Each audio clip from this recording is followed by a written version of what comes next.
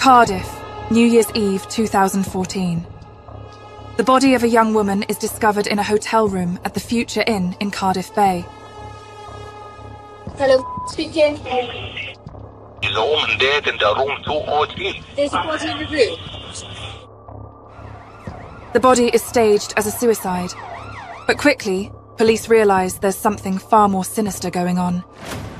Her body had been washed, somewhat bizarrely, and placed in a duvet, in a pose with her hands across her chest, and with a suicide note stating, "I'm sorry it's ended, I still love you." There's no question that this would be a terrible, terrible shock. This was the murder that had happened in a hotel room, and it came very quickly clear that this was a very serious and quite unusual case. At the first stages, they didn't know who was responsible for this, and they were obviously still at large at that point. A large-scale manhunt is launched to find her murderer. He was giving false locations as to where he was in the world and clearly enjoying the opportunity to just taunt the investigation team. Her family thought that her killer would never be brought to justice. This is the story of one of the most shocking hotel murders in Britain, which led to a manhunt across the world. Just how appalling the crime was and the investigation that went on afterwards was something that I'll never forget.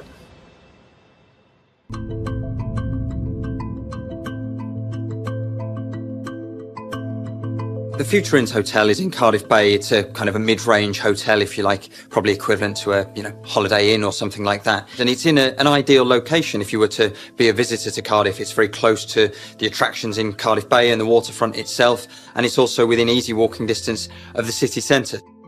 It's sort of up-and-coming area of Cardiff. Previously, it was known as Tiger Bay. It was Cardiff's melting pot, really, of all different sort of cultures and people from all over the world coming to live there. Cardiff is the capital of Wales, situated in the southeast of Wales, a fairly large city, population of just under 400,000. The crime rate in Cardiff would be fairly comparative with similar cities of similar sizes. It'll have its own issues, but nothing particularly unusual. You kind of get sort of petty crime like burglaries, like thefts, every now and again, sort of assaults for a murder to happen. That was quite out of the ordinary, really. Cardiff is home to 28-year-old student Nadine Aburis. She was a local girl from Cardiff Bay, was very sort of close to her family, her mother and her siblings. Nadine was talented, she was slim, she was petite, she was the centre of a very devout Muslim family. She was a sister to 6 brothers and sisters. She was aunt to 9 nieces and nephews.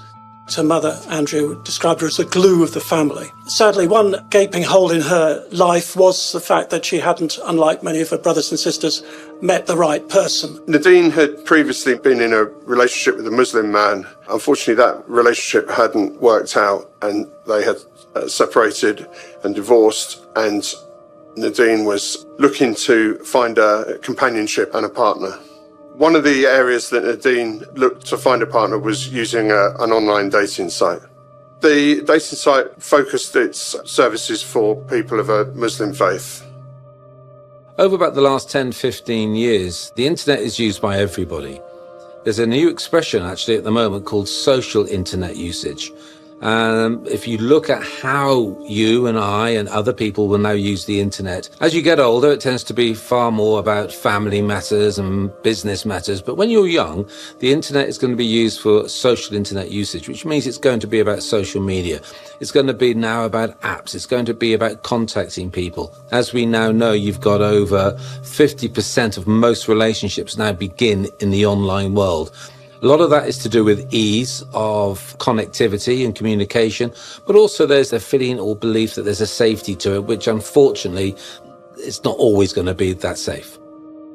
I get asked many occasions, Has the internet created, if you like, sexual predators? The answer to that is quite easy. Well, no, it hasn't. But what it does, it facilitates. If you go back over time, most relationships began. In my day, you'd go to a bar, you'd go to a restaurant, but you'd go with company, you'd go with your friends, your mates. And what would happen then? You might see somebody, and there was always that extra element of safety because of numbers. That's not where we are with the internet, especially when it comes to social dating or dating sites or dating apps. You might feel safe because of where you're accessing the app, but of course you are alone. And if there's any sort of vulnerability, there's always going to be the possibility of being online to somebody who's going to lie and be an online predator. On New Year's Eve 2014, a shocking discovery is made at the Future Inn Hotel. A duty cleaner initially went into the room 203 at the Future Inns in Cardiff Bay, despite the fact there was a do not disturb sign on the door, and went in and discovered a woman looking very, very peaceful, tucked up in bed, the covers drawn up to her neck. There was a suicide note that had been scribbled on a handwritten piece of paper next to her. Then a call is then within minutes made to South Wales Police notifying them that a body has been discovered. Police officers rush to the scene. While there was a fairly large police presence and they were having to kind of be fairly discreet, it wasn't a case where a large area of Cardiff Bay or whatever was cordoned off, because that simply isn't something that can happen. The hotel has got guests, it's got bookings and things like that. The police needed to do their work, and that was obviously prioritised by all. But the scene itself, you know, as somebody that you could walk past it and you'd see there was police activity, but unless you either knew the circumstances or unless you were within the building, you probably wouldn't have had quite a sense of the gravity of it, because obviously the crime itself was effectively contained within room 203. We found out that the person who was found dead in the hotel was Nadine Aburas. Nadine was 28 years old. She was a local girl from Cardiff Bay, was very sort of close to her family, her mother and her siblings. She was a very sort of a happy woman. She was a student and studying. Nadine was talented, she was slim, she was petite, she was the centre of a very devout Muslim family. She was just an ordinary girl, really, and no one could have known this sort of thing would have happened to her. As detectives comb through room 203, the scene tells a story far more sinister than it first appears. Police have attended the scene. They're suspicious, they're checking everything out. Her body had been washed, somewhat bizarrely, and placed in a duvet, in a pose with her hands across her chest, and with a suicide note stating, "I'm sorry it's ended, I still love you." But something doesn't look quite right to them. This apparent suicide note doesn't feel quite right. The circumstances don't look right. Upon closer inspection of Nadine's body, it became clear that this was not a suicide, but rather a murder. Investigations established that she had been strangled. Had just been left in the hotel room. At the first stages, they didn't know who was responsible for this, and they were obviously still at large at that point. The hunt for the killer has begun, but who exactly are police searching for?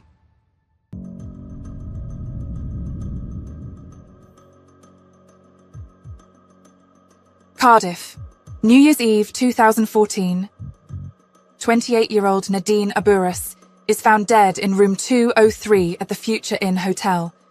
She is tucked up in bed with an apparent suicide note next to her, but police quickly realise the young woman did not take her own life. She has been strangled. The investigation is now underway. The first time that I became aware of this, as with most of the media, was very early in 2015. It became clear that there had been a crime at the Future Inns Hotel in Cardiff Bay, and it became clear that this was a murder. So initially that was all the kind of drip of information that begins to come out, particularly with it being New Year's Day that this was discovered. But it very quickly snowballed into a much higher profile case that went on for a protracted period of time, but with a large media involvement as well. The circumstances of the case inevitably meant that there was some significant coverage in the local media and national media as well about this incident. It became very quickly clear that this was a very serious and quite unusual case, really, in that Nadine Aburas, very sadly, was named as the victim that had died. She actually lived within sight, certainly within a few hundred metres of the hotel where she ultimately met her death. Speaking with hotel staff, police learned that Nadine arrived at the hotel accompanied by a man the night before her body was found. She'd been there with her former partner, Sami Al-Mari from New York. In 2012, Nadine started to talk online with an individual called Sami Al-Mari. That relationship continued very much online with chats for over a year. He had a flat in Brooklyn. He was, like many New Yorkers, brash, self-confident, not unhappy in a confrontation. But these were qualities that Nadine admired. With a vast Atlantic Ocean between them, it started by online, then Skyping, as was popular in those days, and text and phone calls and emails. During the online conversations, Al-Mari was very supportive of Nadine's studies, very charming, keen to impress, and portrayed himself as the perfect gentleman. During 2013, Al-Mari made a number of visits to Cardiff to see Nadine, and during each of those visits, he would shower her with gifts, be the perfect gentleman, discuss their plans for the future and how supportive he was going to be. He was keen to be supportive in relation to her studies and really extended the persona that he portrayed online in terms of perfect gentleman and wanting to be there for her. Things were getting serious between them. At the time, when she first met him, he seemed very bright, open, and fun to be with. Nadine arrived at the hotel shortly after 9 p.m, where she met Al-Mari. Together, they went up to room 203, and CCTV from the hotel shows them both entering the hotel room. That same CCTV shows that shortly after midnight, Al-Mari leaves that hotel room alone. Nadine's nowhere to be seen. Al-Mari was seen attending the Grosvenor Casino nearby. It was there he asked if he could take out £10,000 in cash, took a number of shots of tequila, and asked a member of staff if he could fill a water bottle up with tequila. That was refused. Throughout the night and into the early hours of the morning, Al-Mari was extremely intoxicated, having taken a numerous amounts of tequila shots, and he was visibly drunk when he was seen by members of staff at the hotel and the members of the public. Yeah, he was just in a complete state. From there, he returned to the hotel. He spoke to a member of staff who opened up the bar for him, and he took 2 bottles of lager to his room. And a matter of hours later, he left the hotel room for the last time, got into Nadine's car, and made his way to the M4. After initially driving in the wrong direction towards West Wales, he then turned round and then drove towards Heathrow before getting on the plane out of the country.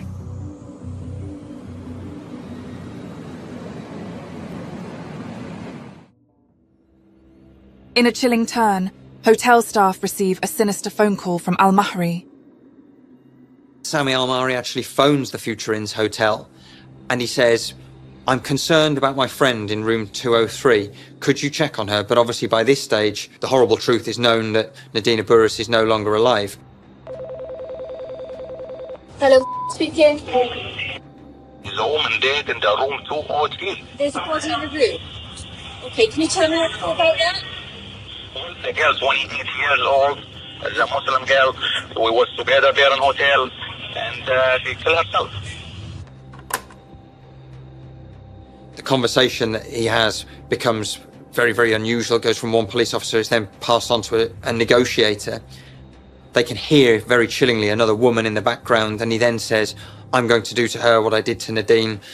They form the opinion that perhaps he's under the influence of alcohol or something else, because he doesn't seem at all stable. It seems completely irrational, going from being concerned about Nadine to being quite terrifying in some of the things that he's saying. Having identified Al-Mari as a suspect, the investigating team's attention turned to locating him. He was still at large. This was gone from just a small investigation contained to Wales, but had now gone international. With the victim identified as Nadine Aburas, police break the news of her death to her family. Specialist officers would have been sent round to speak to her family, and that would be a devastating message to give, and an even more devastating message to receive for the family. One can only imagine how distraught they must have been. During the investigation, police tried to learn more about Nadine and her turbulent relationship with Sami al-Mahri and the events that led up to the murder. She met somebody that she seemed initially, in terms of messages, to click with. There was a spark between the two of them, and there was lots of communication, and it was said that he became besotted basically with Nadine. He would shower her with gifts. He gave her money for things like a laptop and a car. So he was very, very outwardly, very, very generous towards her, and that was the kind of genesis of their relationship. But this was to hide a darker side which emerged only later, but at the time things seemed to be carrying on very well. It was only in 2014 that Nadine's friends could see a marked shift, and Nadine was clearly now a very worried woman. She went to New York herself in 2014. Sami al-Mahri really was a fantasist, or it certainly was a liar. He projected this image that he was a very, very wealthy tycoon of some description. When she went to his apartment in Brooklyn, while he did have some kind of business, it in no way matched exactly what he had claimed, the wealth that he claimed to have, the lifestyle that he claimed to have. Despite indicating to Nadine that he was a successful, rich business person, actually al-Mahri drove a limousine for a living, probably came into contact with wealthy people. It's possible that al-Mahri saw the lifestyles of the people that he was working for and was jealous. He might have desired to live like that, and he created his own account and his own world of living like that, which he sold to Nadine. He wasn't this kind of lavish, big living man, but, you know, there's no suggestion that Nadine was kind of in it for the money. She seemed to like him for who he was. They'd met, they'd struck up a relationship, but he clearly hadn't been honest with her from the start. And this was where things really, really turned sour. She shared images with her family that showed her with a black eye, a split lip. He'd clearly been violent towards her. When she returned, having said to Sami al-Mahri that their relationship was over, she also made a report to police saying that she had been raped by Sami al-Mahri and that he had attempted to strangle her. However, that wasn't proceeded with. This was a very traumatic experience for her, what she'd been through in her relationship with al-Mahri. Nadine would try to distance herself from al-Mahri, but he had a disturbing plan to try to keep her close. She confided to some friends that not only had she been raped, but that she was now desperately worried about a potential blackmail plot that al-Mahri was cooking up for her. al-Mahri had threatened if she was ever to leave him, and he would send topless pictures of her to her family. He had taken pictures of Nadine while she was in the shower when she was visiting him, and he very, very cruelly said, "I'm going to post these to Facebook. I'm going to shame you in front of your family by sharing these images." Now, this was a serious issue for a devout Muslim family that Nadine was at the centre of. There's no question that this would be utter humiliation, and which she would never live down. It would be the end of her life in the family. It was that serious. I'm convinced that upmost in her mind was that she had to get the pictures back. The least people who knew about this, the better. This was an issue that Nadine had to get to the bottom of and end herself. And Nadine wanted to finish, complete with al-Mahri, and get him out of her life. But she could only do it on her terms, and her terms had to be to see those pictures destroyed or back in her own possession.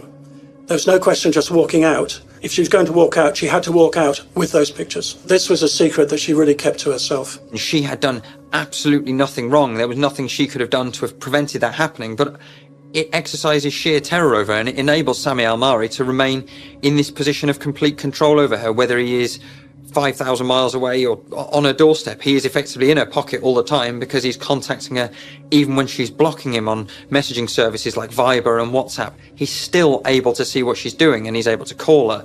It's incessant.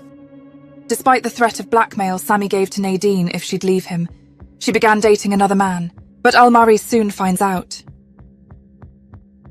Al-Mahri had given a gift of a mobile phone to Nadine back in 2012-2013. Now, everybody likes a new phone. Thank you very much. Very nice indeed. But al-Mahri had had used the phone, interrogated the phone, so knew the details and the information on it, so that he was then able to create an app on his own phone which had access to texts that were going into Nadine's phone. So there he was in Brooklyn, able to keep a minute-by-minute monitoring of her life in Cardiff. He can switch on the camera, he can switch on the microphone, he can listen to all the telephone calls. Spyware is very, very easy to put on someone's device. And if it's an app, you can hide that in another app, so you won't even see it as an icon. He was able to spy on Nadine across the Atlantic, 3,000 miles away. Today, that sounds almost like a James Bond thing. 10 years ago, in 2012, 2013, this is an astonishing feat of IT espionage. But it meant that Almari knew everything, virtually, that Nadine was up to, and he very quickly cottoned on that there was a new man in her life. She became aware of this because he was saying things in the messages that can only have been by listening in. So he's put that on, but that's just that element of control. At that stage, he thought he was losing or had lost her. So how do you get her back? Well, in fact, you're not going to, but he didn't want that. He didn't want her out of his life, so therefore he needed to control it. Now, when he put them on, though, that was before the New York trip because he bought the gifts. So he's now planned this. So the control goes all the way back. It doesn't just start when she was in New York. The control began when he actually had his 3 visits to Cardiff. Almari was determined to stop this, to stop another man getting hold of what he considered to be his possession.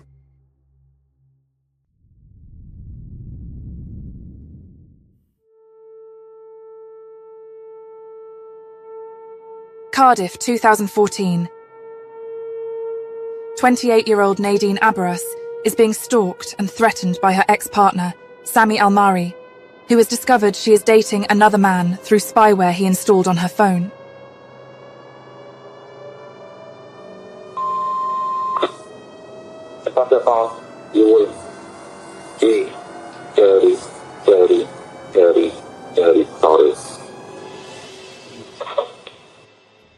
Fearing for her safety, Nadine confides in her family about Almari's threatening messages. But she doesn't know what to do because he's now in contact about the pictures, about what I'm going to do. She realises the spyware is involved on the phone and because he knows everything about her. So you've got all this. She doesn't know what to do. How do I end this? How do I stop this? He flew to the UK shortly after Christmas, travelled from Heathrow up to Cardiff and ensconced himself in the Fortune Inn, which is a hotel in Cardiff Bay, very close to Nadine's own flat. By this time, Nadine's brother knew that Almari, A, was in Wales, and B, he was a wrong one, and he had to get him out of his sister's life. So he actually picked him up for a chat and then drove him to Cardiff Central Station and said, right, get on a train, back to London, flight out of here, go to the States and keep away from my sister. Almari had other ideas. He did completely the opposite. As he admits, he left the brother at the station, turned away from the platform, bought a bottle of gin and headed straight back to the hotel. Almari arranged to meet Nadine for dinner, no doubt under the cloak of have peace talks. Nadine had to take him up on that offer if she had any hope of getting the pictures back. Nadine had dinner with Almari before the murder occurred. She probably felt safe amongst other people and not at risk, but unfortunately she went back to the hotel with him, which provided an opportunity for him to be alone with her. And on that evening, on New Year's Eve, the CCTV caught her at 11:15 that night, and these are the last known sightings of Nadine before she was found strangled. How a strangled woman would commit suicide, perhaps only Almari knows. Following Nadine's murder, Cardiff police launch an international manhunt to track down their prime suspect, Sami Almari. Sami Almari is on the run for several weeks, and during that period there are several very sickening and distressing things that form a part of that. A particular disturbing feature of the manhunt phase is that whilst he was on the run, Almari was actually contacting Nadine's family members, taunting them. He messages her mother. He tells her that he loved Nadine and that she should let it go and things like that. He even begins posting on her Facebook account, and because he's taken her laptop and phone with her. So this is understandably hugely distressing for everyone involved, and that forms part of the background to why police are so keen to detain him. And then he even extended that to the investigating officers and was known to be laughing at them down the phone at their attempts to trace him. He was giving false locations as to where he was in the world and clearly enjoying the opportunity to just taunt the investigation team. Well, Sammy, is that you? You miss me? Where are you now, Sammy? What's funny, Sammy? Why are you laughing? I'm so far because I'm busy. I'm in Cuba, Havana. Is that the truth? That you're in Havana? Told them that he had gone to Thailand, to Havana in Cuba, and also claimed he'd been in Puerto Rico. He also told police he was with girls in various hotel rooms, and he told them that he was going to do to them what he had done to Nadine. Now, even though we watch these programs about how no one can disappear, you can disappear for an element of time. And you can go to a country where there's no extradition order. So if you're thinking like that, you can go and you can get somewhere. So Cuba would be in a classic, but he has stayed, shall we say, contactable in that sense. Very odd behaviour. The evidence in this case indicates that Almari had some interesting personality features which may have led to his ongoing contact and reportedly goading the police as they were searching for him. Not only that, his behaviour within the offence suggests some strong personality features that might have driven his behaviour, so his control of Nadine, his eventual brutal murder of Nadine, and trying to cover that up. The evidence after the offence and what he did and his travels and so on, it seems that he was seeking perhaps excitement and had some unmet needs, and he was callous enough to goad the police, and that affects her family and the wider victims in this case, suggesting that he had some antisocial personality traits. It seems to feel like he thought he was above the law. So did he think that he wasn't going to get caught? Did he think that the law doesn't apply to him? He was risking his freedom by continuing this contact and not simply hiding and fleeing from the police. So what was that driven by? It could have been excitement, but it could have been that he was so preoccupied with Nadine that that ongoing thought about her and his ongoing involvement fulfilled some sort of need for that preoccupation. Investigators work on tracking Almari's movements after fleeing the UK. He's not a billionaire that he can rely on all these funds that he's stashed around the world. So wherever he's going, he's on the run, and he's going to be doing things. And if you've got no money, you're going to show out. You're probably going to have to start beg, borrow, or steal. So he's not in a good position. So you look at the individual, and he hasn't really got a hope in hell, because yes, it's all well and good wanting to go on the run, but that costs a lot of money. For the police, it wasn't difficult. They were able to track with the ANPR and find out exactly who this person was. You've got a witness in the hotel, you've got that American accent. They know who they're looking for at this stage. What they quickly established was that after the murder, he had taken Nadine's car and driven it to Heathrow Airport, where he's able very quickly to get on a flight to Doha in Qatar, and he can then connect from there onto Tanzania, where he knows that he's got family and where presumably he thinks he's going to be able to be concealed and potentially get away with this horrific crime. Members of the police force in South Wales travelled out to Tanzania to search for Almari. Now, this is pretty much unheard of.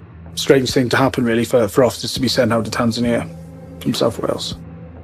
Welsh police have intel that Almari is hiding somewhere in Tanzania, a densely populated region of East Africa, but he manages to evade capture. Officers from South Wales returned home without being able to find Almari. January 19th, 2015, the day after detectives return to Wales empty-handed, they get a surprising phone call from Tanzanian police. Almari was found by members of the law force in Tanzania. Sami Almari is located in a place called Iringa in Tanzania, where he did have some family and where he'd been managing to hide out. But then it's a couple more months before he's actually able to be extradited back. You know, extradition isn't a simple, quick process, and it's not as fast as South Wales Police being able to say, great, we've got our man, put him on the next flight back. There's lots of paperwork and whatever to go around it. So it's around March before they actually are able to fly him back into the UK. And it's very, very interesting that hearing from police officers at that time, they say when he was being brought back that he was effusive, confident, chatty almost, some kind of denial of what he was about to go through, or some kind of arrogant belief that he was somehow going to be bought out, bailed out in some way or another. So following Al-Mari's arrest, he was obviously interviewed by police and then charged with Nadine's murder. And it's likely then that the reality and the seriousness of his own situation, facing life in prison potentially, hit him. And it's only when he's booked into custody and he becomes a different person and realises that the game is kind of up for him. Prosecutors prepare to take Sami Al-Mari to trial for the murder of 28-year-old student Nadine Aburas. Will justice be served?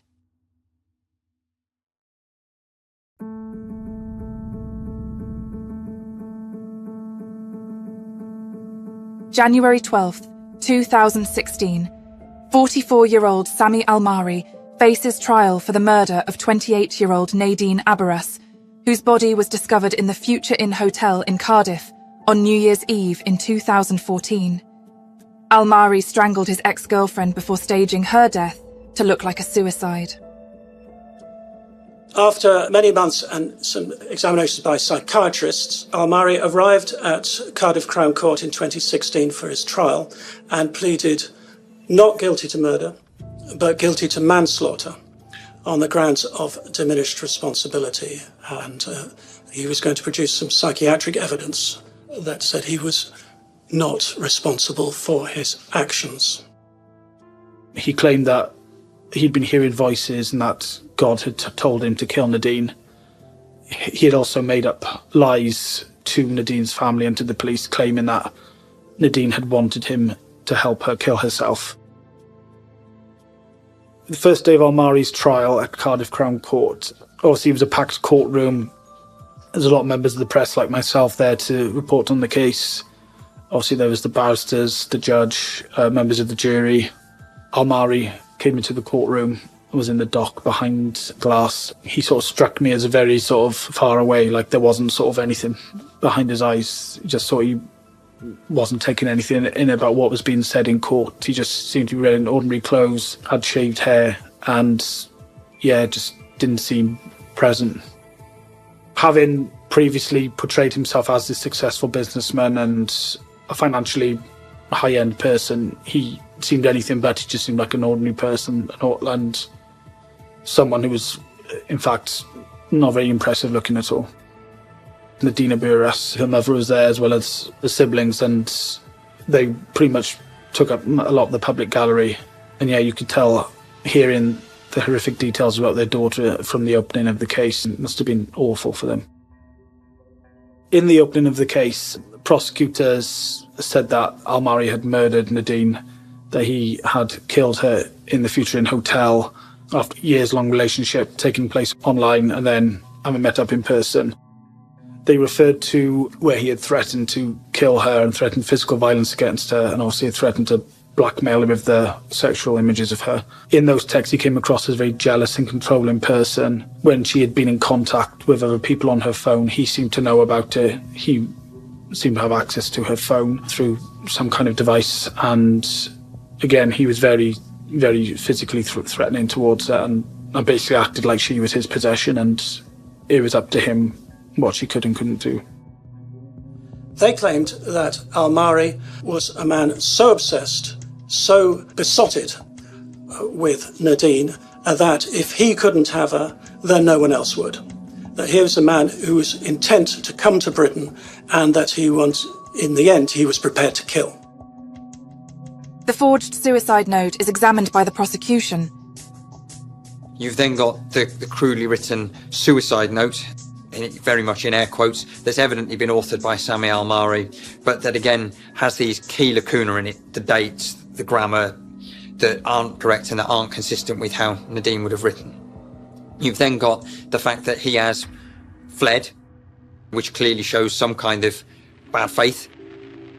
Had he stuck around, called the police and tried to get some kind of help for Nadine, then perhaps he might have had some chance of running a defence saying that it was something that had happened in the moment or a diminished responsibility, but that all falls away. So they've got that, and then they've also had the time and the resources to use lots and lots of data analysis, because they've obviously been able to track down his phone, which had been left in Cardiff, and they can see this kind of constant stream of messages from him to her, and Nadine's family would have found all of them utterly terrifying, but there was one that said, "I will never stop, I will harm you." This is somebody that had engaged in a prolonged course of action, and somebody that simply wasn't going to be deterred, however strong the case against him from Nadine and from her family was to say, this has to stop, this is over.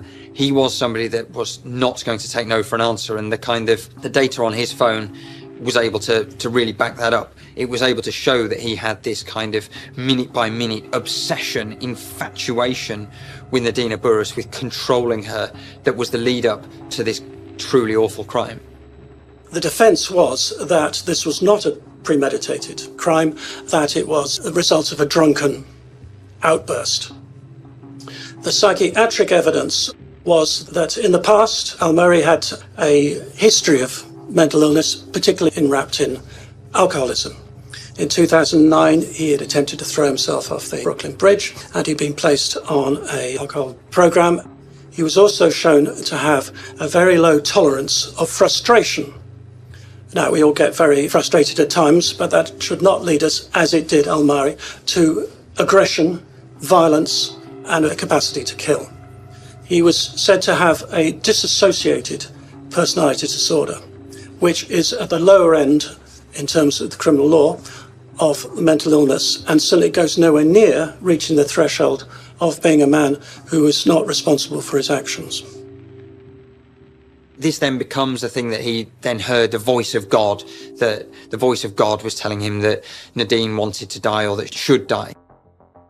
She clearly didn't want to die. She had a loving family behind her that she loved very much, and they loved her very much. She had lots to live for in her life. She absolutely didn't want to die, but Sami Al-Murray tried to maintain this fiction. He had somehow helped her end her own life because that was what she wanted. The trial was due to last 4 weeks, so we were expecting 4 weeks of hearing evidence about this horrific case. But upon going to the court the second day, Al-Murray pleaded guilty to murder.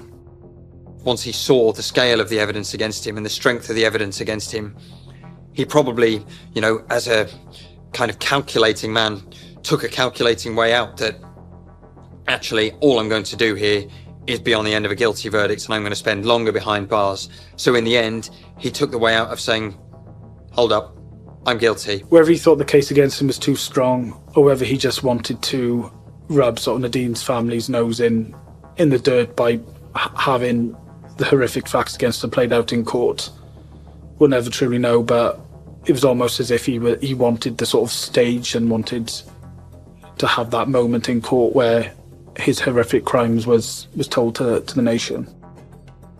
Sami Al-Murray is a cruel, vindictive, calculating individual that is purely out for himself, and that only ever looked out for himself throughout this whole awful, illegal episode. Having pleaded guilty to murder, Al-Murray was convicted and sentenced to life imprisonment, with a recommendation that he must serve a minimum of 17 years before he can even be considered for parole. Perhaps he can be considered lucky to receive such a sentence. In the judge's view, she found there was no direct evidence that this was premeditated. She said this was a result of drink and envy, and this was not something he had planned. Suspicion of planning is not actual evidence of planning. Nadine Burris's family, from things that they said afterwards, would have happily seen the full trial through because they wanted it very much public what Sami Al-Murray had done, what he had put her through, because the scale of what he had put her through was not confined to what happened in room 203 in that hotel. It was something much more insidious, much more long-lasting, and ultimately entirely terrifying, not some kind of momentary crime. A minimum recommendation of 17 years is on the low side for this type of offence. No doubt it will have been influenced by Amari's guilty plea, albeit a late guilty plea. The fact is that there's no sentence that would bring justice to the family. They lived their life sentence without the daughter and sister. And so it's a long time, but it'll never be long enough. I think there is some consolation in seeing a murderer convicted, being put behind bars. There is very little consolation in repairing the wounds, but what can be done was done in this case. Personally speaking, this was a case that sort of stuck with me. Also, I've covered a number of murders across my sort of career, but I think the sort of cold and callous nature that Amari carried out this murder, the fact it was done in a hotel, the fact he'd gone on the run and sort of fled the country again, that was something I've never come across before in the cases I've covered. Nadine's murder is a sobering reminder of the dangers of modern dating through websites and social media. Meeting somebody in the online world is not dangerous per se. However, once you then go into the real world, then suddenly there is that different element. Nadine, you could say, was unfortunate, but of course she is a victim of an online predator who was using dating apps and direct messaging because he was looking for a victim to be able to control, groom, and exploit. The thing the internet does, it gives you the connectivity to the world. It gives you the connectivity to individuals that you would not normally have. The internet has facilitated his own persona as a predator, and that's the danger the internet does pose. And unfortunately, in this case, that was to do with physical and sexual exploitation resulting in murder. This case highlights the well-known risks associated with online dating.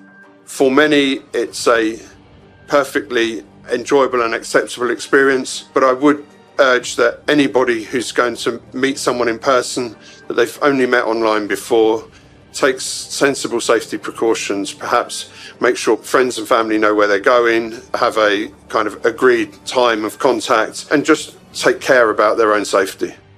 And if anyone has a family member that's in that kind of situation, then they should seek help. I remember Nadine's mother, Andrea, speaking very movingly about this gaping hole in their lives. Nadine could never be replaced, that she had been the glue that kept the family together. Her brothers described her as a ray of sunshine, which I thought was a fitting tribute to this bright, talented, independent-minded girl. We often look back in cases like this and think, could something have stopped what happened? What was missed? Now, importantly, Nadine did report an alleged rape and assault to the police, and it seems that that prosecution didn't go through, maybe because of the international element, but that's not clear. So there were points at which it was clear that there was some risk posed by Almari, but ultimately in these cases it's easy to look back and say, why didn't something happen here? Look what we missed. And importantly, we need to focus on identifying that in the future. What we need to remember is Nadine. Nadine was a young woman, like any other young woman. She was interested in finding a partner, and that ultimately put her at risk. This could happen to anybody, and remembering Nadine will help us remember that.